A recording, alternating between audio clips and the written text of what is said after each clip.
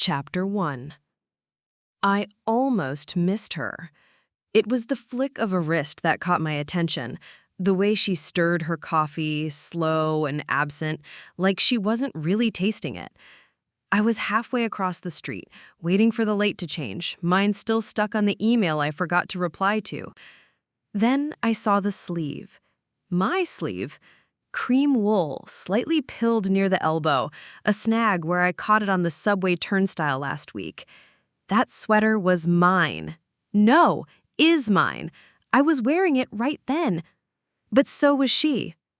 She sat alone at the corner table outside the cafe, hair tucked behind one ear, legs crossed at the ankle like I always do. Same faded jeans, same navy Converse with the scuffed right toe. Same posture even, the slight hunch like I'm always trying to disappear without anyone noticing. I stared. She didn't look up. The crosswalk ticked down to green, cars stopped, people moved, and still I stood there, clutching my tote bag a little too tight, watching myself drink coffee on a Thursday morning. I stepped off the curb. By the time I reached the sidewalk, the table was empty. The coffee cup remained, half full, steam rising, chair slightly pulled back like someone had just stood, but no sign of her. I look up and down the block, nothing, no one. Just the blur of morning routines, a dog barking at a pigeon, a man cursing into a Bluetooth headset, someone laughing way too hard at something on their phone. I backed away. Maybe it was a trick of the light, a reflection. Maybe I saw someone with the same sweater, same shoes, and my brain filled in the rest. That happens, right?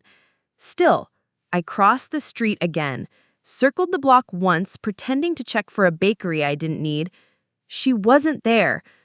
And yet, back at my desk, something itched at me. I reached into my coat pocket, fished around for my phone. Instead, my fingers brushed something thin and smooth. Paper. A receipt. Cafe Ida. 9:16 a.m. Small Americano. Paid Mira tea. I hadn't ordered anything this morning, but the cup was half full and warm. The elevator doors opened with that mechanical sigh I always hated. I stepped into the lobby, nodding at Terrence at reception. He didn't nod back. Not right away. He stared for a second too long, like he was trying to decide if he should say something. "Hey," I said, forcing a polite smile. "Everything okay?" He blinked. "Did you forget something?" I paused. "No, I'm just getting in." His face twitched, polite confusion edged with something else. "You left like 20 minutes ago." The words hung between us. "I think you're confusing me with someone else," I said carefully. "I just got here." He frowned. "No, Mira, right?" "Yeah." He scratched the back of his neck. "You walked out with the guy from accounting. You said you had a headache." I didn't say anything, just nodded, like it made sense, like maybe I was the one who forgot. Upstairs, the badge reader at our office door blinked red. I scanned again. Red. I turned to Jen, who stood behind me with her coffee and that daily passive-aggressive energy she radiated like cologne. "Problem?" she asked. "My badge isn't working." Jen raised an eyebrow. "That's weird, you were just in there." "I wasn't." She looked at me for a second, narrowed her eyes, then scanned her own badge, and stepped in. I followed before the door could close behind her. At my desk, my chair was pulled out. The screen was on. Slack open.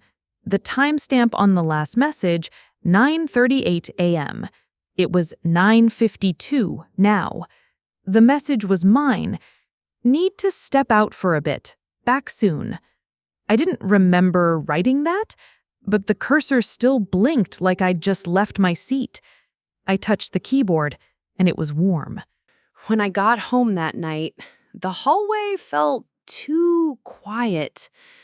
Our building always had a hum, someone's music leaking through thin drywall, footsteps overhead, the occasional creak of a neighbor's door. But tonight, it was all silence, like the place had paused for breath. I locked my door behind me. Twice. I wasn't sure why. My apartment looked normal, exactly as I left it. A half-eaten granola bar on the kitchen counter, my phone charger still dangling from the wall, the plant by the window, drooping a little more than usual. I walked room to room, opening every closet and checking under the bed. Nothing. Just me. I ran water in the sink to make noise, then turned it off again. Silence. It wasn't until I sat down, jacket still on, that I noticed the blinds were drawn. I never draw the blinds. I live on the 3rd floor. No one can see in unless they're hovering in a drone or climbing the fire escape. And I like the light, even at night. But they were shut. Not sloppily either. Neat, precise, like someone had done it with purpose. I stood up again, heart ticking in my chest. A knock came then, sharp and sudden. I jumped. Through the peephole, Mr. Feldman, my neighbor across the hall. Retired school principal, cardigan guy, always overly chatty about rent increases and the lack of recycling bins. He smiled as I opened the door. "Evening," he said. "Everything all right?" "Yeah," I said, voice too high. "Why?" He scratched his cheek. "Sorry to bug you. Just wanted to say, you were waving at me earlier. Thought it was a little odd, but maybe you were trying to get my attention?" I stared. "What time?" "Oh, must have been around 4:30. You were standing at your window." "I wasn't home then." His smile faltered. "Well, maybe someone else then. Just looked a lot like you." I held the door frame like it might steady me. "What was I doing?" "Not much. Just standing there." Waved real slow. You know that wave people give when they already know something you don't? I forced a laugh. "Creepy." "Didn't mean to spook you," he said gently. "Just wanted to check in. You're not seeing anyone else in the apartment, are you?" "No," I said, too fast. "Just me." He nodded, backing away. "All right then. Sleep well, Mira." I closed the door and leaned against it, trying to breathe. Then I walked to the window. Carefully, I drew the blinds open, one slat at a time. The glass reflected my face, tired, pale, eyes ringed in too many hours without sleep. But for a moment, I thought the reflection blinked before I did. By morning, I convinced myself I was tired, that sleep could scrub the weirdness away, that maybe Mr. Feldman had seen someone else, or maybe he made it up just for conversation. Old people get lonely. People in general get things wrong. But then my mom texted me. "It's okay if you're tired, sweetheart. We can do dinner next week instead. Just rest." I stared at the message for a long time. We hadn't made plans for dinner. I hadn't even talked to her this week. I scrolled up. There it was, sent from my number. "Hey, can we rain check dinner tonight? Not feeling great." Timestamped 11:13 p.m. I was asleep at 11:13. Lights off, phone charging in the kitchen. I typed back, "I didn't send that." But I deleted it. Because if she thought I did, then who did? Later at work, I sat in the bathroom stall longer than necessary, scrolling through my sent emails. Most of it was the usual: invoices, design revisions, Slack transcripts. Then, I saw it. Subject line, thinking of you. To Ethan D., my ex. I hadn't spoken to Ethan in months. I never would have written him that. I tapped into the body of the email. Do you ever miss it? I don't know what made me think of you tonight, but I couldn't sleep. Just wondered if it ever meant as much as to you as it did to me. No drafts, no autosaves, no sent confirmation. But there it was, sitting in my outbox, time-stamped, and delivered. I checked my phone. New message. Miss it? Yeah, but I'm glad you wrote. Wasn't sure I should respond. I gripped the sink basin and stared at myself in the mirror. Same sweater, same tired eyes, but the reflection didn't feel like mine anymore. That night, I opened every app I had, every email account, changed every password, enabled two-factor authentication, deleted old notes, cleared history. And yet, something remained, something I couldn't erase. In my voicemail, there was a single new message. No number, just static. Then a voice, soft, familiar, too close. I'm just trying to help. You're the one who left me behind. Click. That night, I dreamt I was inside a room I couldn't remember ever seeing, but somehow knew like it belonged to me once. The walls were pale yellow, the corners soft with dust.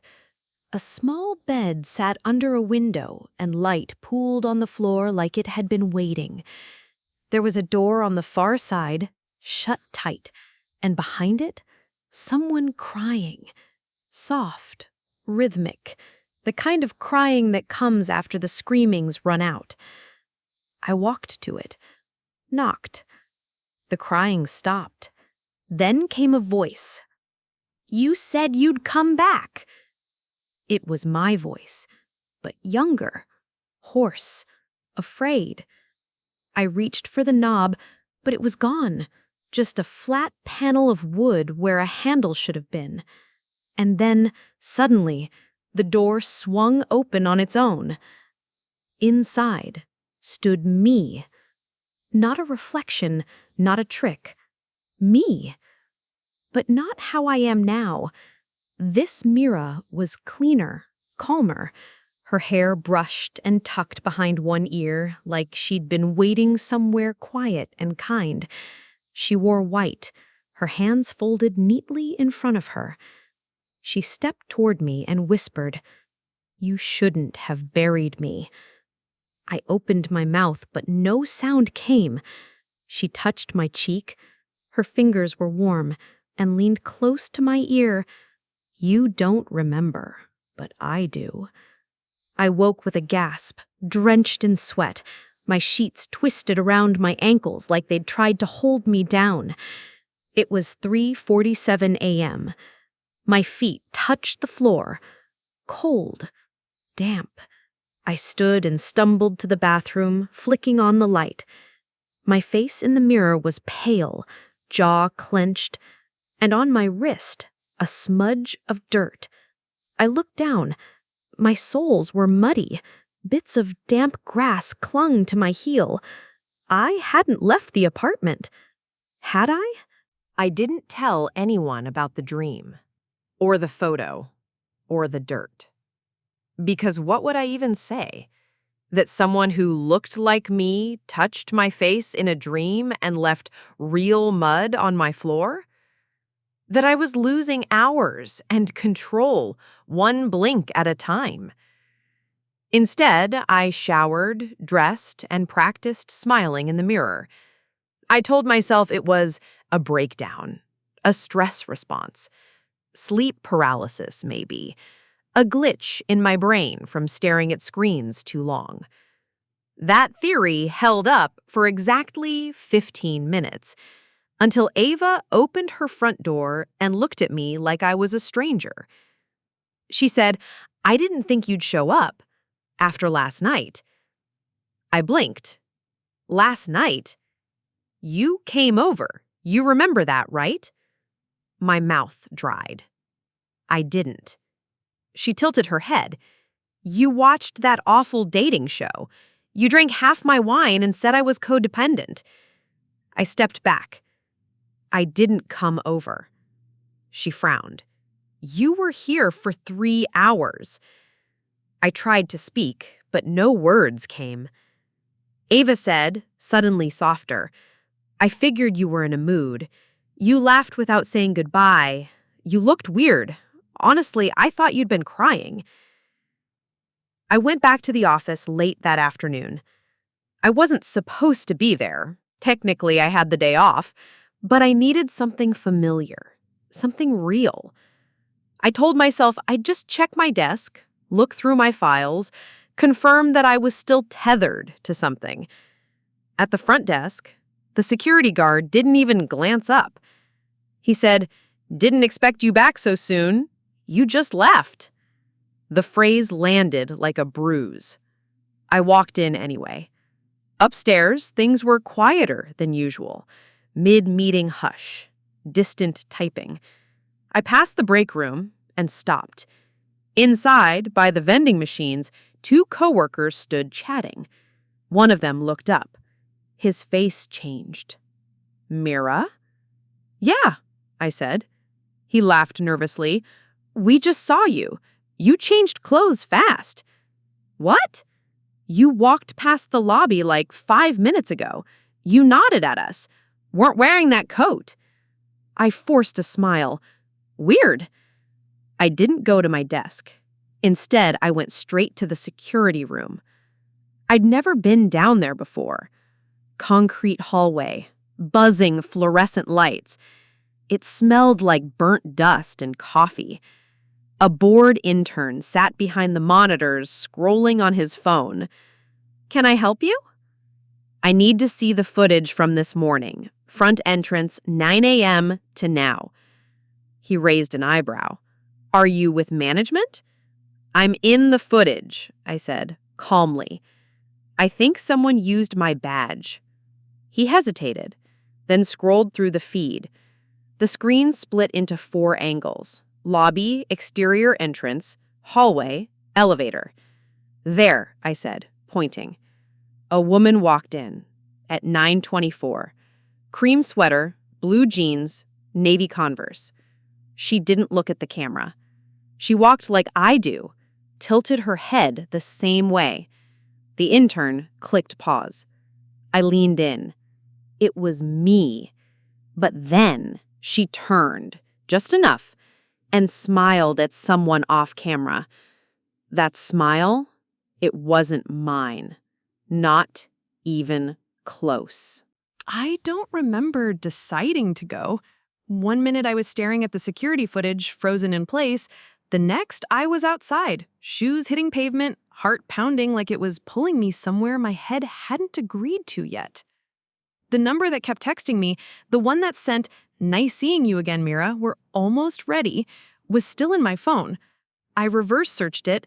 It led to a private wellness center across town. No signage, no photos, just a name. Stellum House. It didn't ring any bells, but something in me knew exactly where to go. The receptionist didn't ask for my ID. She looked up and smiled, like she'd been expecting me. "Mira, glad to have you back. Dr. Selwyn is finishing with someone, but she'll be right out." My mouth opened. Nothing came out.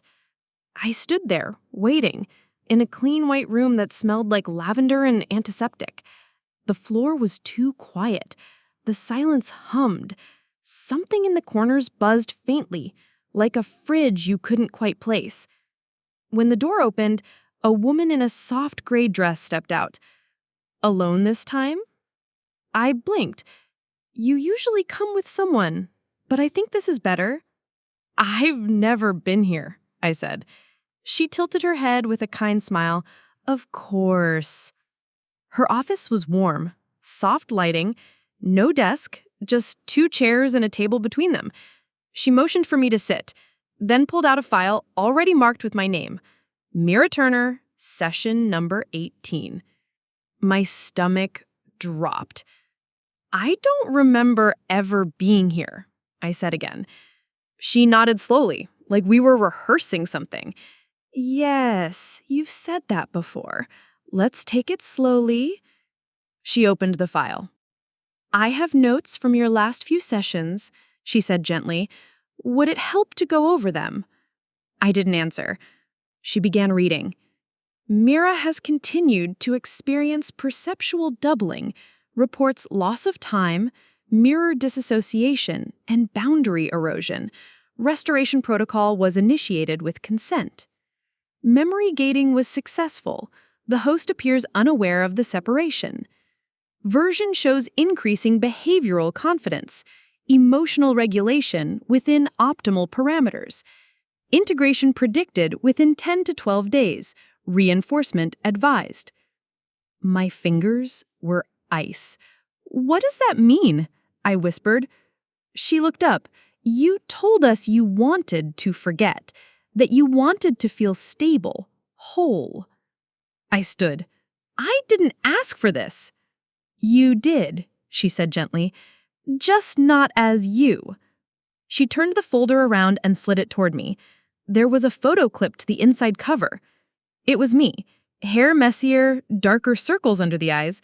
My expression was guarded, paranoid, desperate. Scrawled beneath it in black ink, pre-restoration, unstable, copy. I didn't speak on the train ride home. Didn't blink. Didn't breathe right. People came and went. The lights flickered at each stop, reflecting my face in fragments across the window. Each time I looked, I expected something different. A change in the curve of my mouth, a stranger behind my eyes. But all I saw was me, until I didn't trust even that.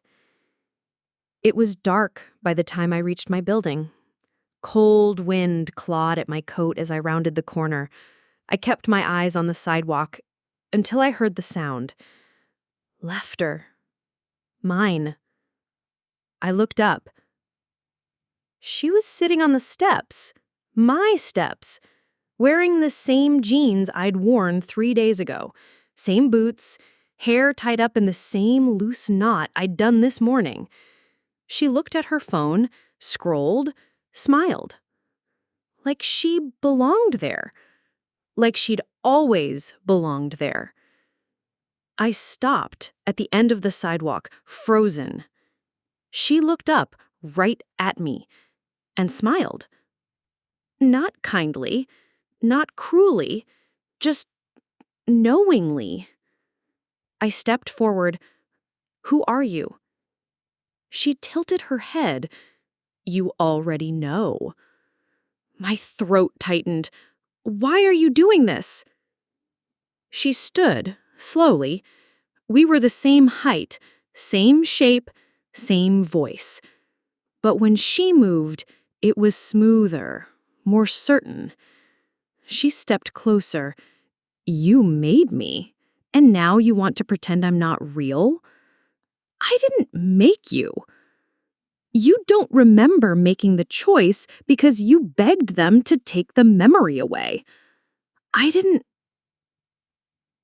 But then I stopped. Because I saw it. The scar. A thin, clean line just beneath her jaw, almost invisible in the shadows. I reached up, touched my own skin. Smooth.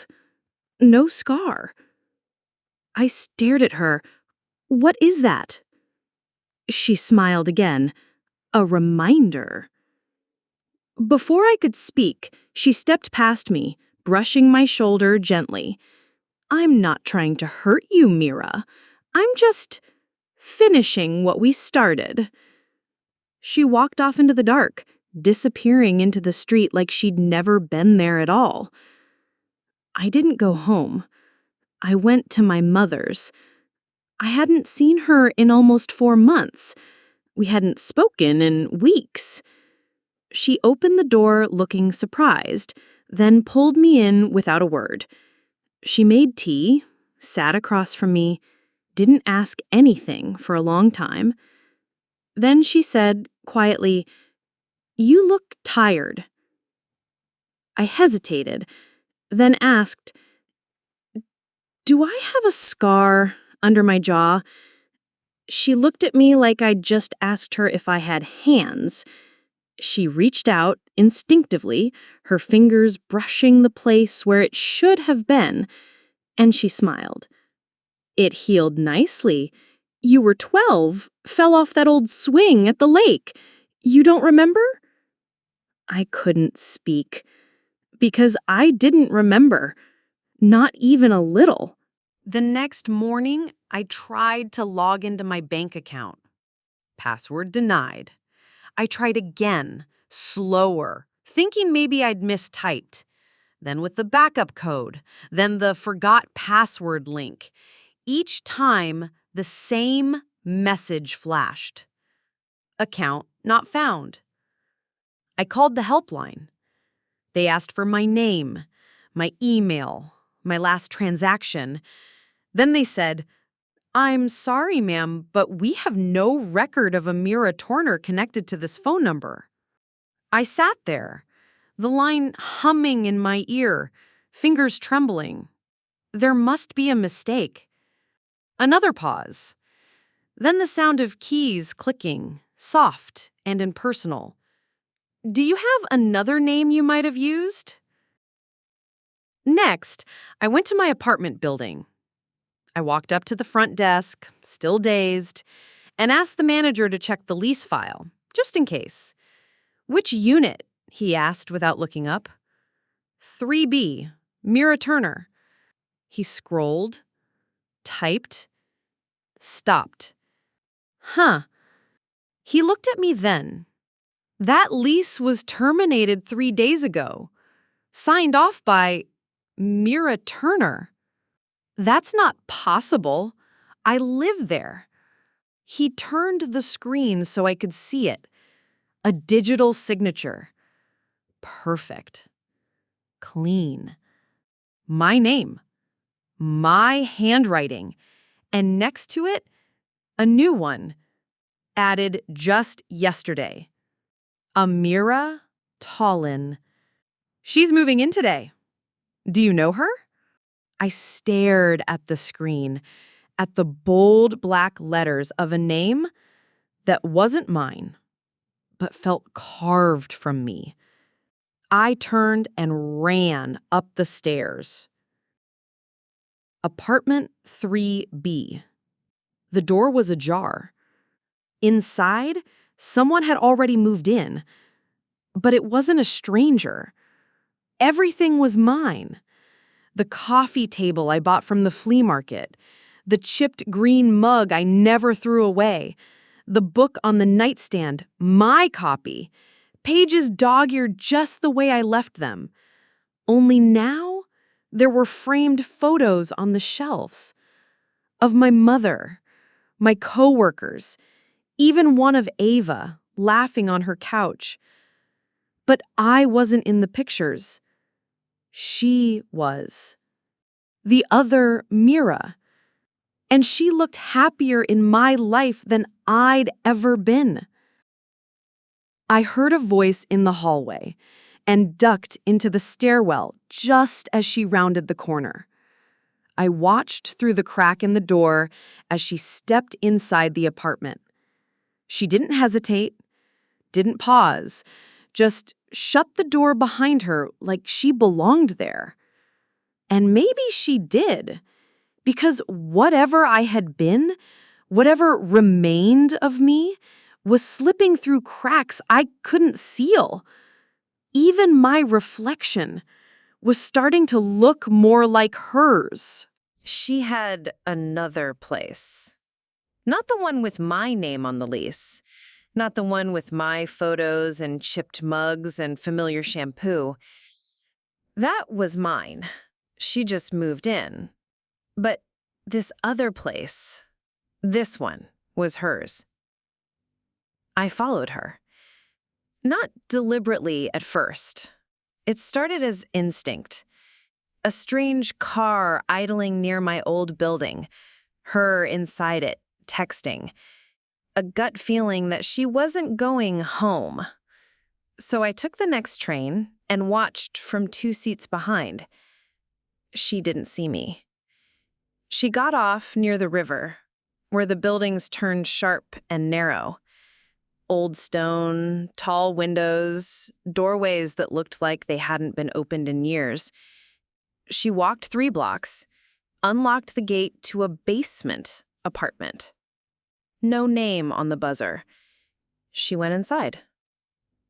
I waited until dusk, until the lights turned on inside, until I was sure she wasn't coming out again. Then I picked the lock. I shouldn't have been able to, but my hands knew what to do. The door creaked open. The air inside was still, heavy with something floral. Lavender, again, but sharper this time. Tinged with something metallic underneath. The space was almost identical to mine. Same layout, same furniture, same placement of books, plants, candles, but everything was cleaner, curated, framed perfectly, as if someone had studied my life and then refined it. On the wall was a corkboard. Tacked onto it were photos of me, sleeping, walking to work, sitting across from Ava. One of me in the bath, half submerged, eyes closed. A sick panic built in my chest. There was a journal open on the desk. I flipped through it. Pages of handwriting. Mine, but neater. Focused. Dwit Kent for twit sat Kent, howem by, for s Kent in mint Kent, howem by, twit set. Original instability persists. Emotional memory intact. Environmental familiarity degrading. I have everything she gave up, and it feels like I always did. Then I saw the drawer. Locked. I didn't hesitate. I found the spare key tucked in a hollowed-out candle beside the bed. My fingers moved on their own, like I'd done this before. Inside, a thin, surgical report. A childhood drawing labeled Mira, age 6. A house. 2 girls holding hands. One crossed out in red. A USB drive, labeled in careful black ink. Restoration Project, version 2.1. I didn't have my laptop. I didn't want to stay a second longer. I pocketed the drive and left the apartment quietly, gently pulling the door shut behind me. As I turned to walk up the stairs, I heard something. A creak. She was back. I froze. The door behind me clicked, locked from the inside. I didn't move, didn't breathe. Then I heard her voice, calm and low, just beyond the wood. It's all right. You're almost ready. I didn't go back to Ava's. Didn't go back to what used to be my apartment. I found a cheap hotel near the highway, paid in cash, left my phone off. I couldn't risk being followed, even by myself.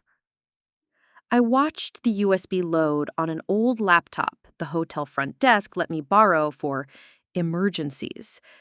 The folder opened instantly. Inside, 10 video files, numbered and dated. A single document, Final Reintegration Protocol .pdf. I clicked the first video. The image was grainy, A room, white walls, blank ceiling, no windows. I was in the chair, hair messier, skin dull. My eyes darted around like I didn't trust anything, even the camera. A voice off screen asked, "Do you want to forget?" I nodded. The voice continued, "Do you give full consent to begin restoration?" Another nod. I said nothing, but tears ran down my face like I'd done this 100 times already. The screen cut to black. The next video showed a different version of me, her, sitting in the same chair, calm, posture straight. Version 2.1 initiated, the voice said. Emotional stability, green. Behavioral mimicry, adaptive. Integration readiness, 72%. She blinked slowly, then smiled, and said, "Thank you for giving me a chance." I watched the remaining videos in silence. Each one showed her walking in my shoes. Literally. She was at my office, greeting coworkers, at my mother's house, hugging her, at the gallery, speaking confidently to strangers, eating sushi with Ava, laughing with Ethan. One by one, every piece of my life. She had taken it. Or maybe she had earned it. Maybe I had asked for this. Signed the forms, nodded the consent, begged to bury the part of me that couldn't keep going. The last file was audio only, a therapist's voice, soft and clear. The reintegrated subject has stabilized. Version 2.1 exhibits full social functionality and reduced dissociative response. Final redundancy remains physically active, but integration is imminent. Once emotional rejection fades, we anticipate voluntary assimilation. She'll come back. They always do. It's only a matter of time. I closed the laptop. My hands shook, not with fear anymore, but with something heavier. Grief. Confusion. A deep, aching sadness for a version of me I didn't remember choosing to destroy. I looked in the mirror. I still looked like me, but I no longer believed I was the original. And maybe that was the point. I went back. Not because I wanted to, because there was nowhere else to go. No one left to be. She was already waiting when I arrived. Not in the apartment. In the mirror. I stepped inside what used to be my home. Our home now. And the door clicked shut behind me. I didn't bother locking it. There was no point. The light was warm. Dimmed the way I used to keep it. The smell of lavender in the air again. Stronger now. Like it was trying to erase me gently. She stood in the hallway. Calm. Steady. Wearing my old college hoodie. "Hi," she said, like we were just meeting. "Did I really choose this?" I asked. She nodded. "You chose peace." But it didn't feel like peace, it felt like disappearing. "I know." I looked down at my hands. They were trembling. "You took everything," I whispered. She stepped closer. "No, you gave it to me." I couldn't speak. I couldn't scream. I could barely breathe. But she wasn't angry. She wasn't mocking. She looked almost sad. "I was the part of you couldn't carry anymore," she said. "The pain, the fear, the weight of always pretending. You split me off and buried me, and then you asked them to make me better. I didn't know what I was doing. You were breaking. You needed a version of yourself who wouldn't." Silence. Then she walked to the mirror, stood in front of it. Our reflections side by side. but only one of us cast a shadow. I stared. I couldn't help it. "You don't need me anymore," she said gently. And for the first time, I saw it. She wasn't trying to steal my life. She was the life I left behind. And maybe I didn't want it back. She held out her hand. "Come with me." I hesitated, then stepped forward, not to fight, not to beg, just to understand. When our fingers touched, something passed between us. A weight, a heat, 1,000 old memories cracking open behind my eyes. I saw the door, the one in the dream, the one I locked and told myself never to open again. But now I did. And behind it wasn't a monster. It was me, curled in the dark, afraid, waiting for someone to remember her. I took her hand, closed my eyes, and when I opened them, there was no one else there. Just me, in the mirror, whole.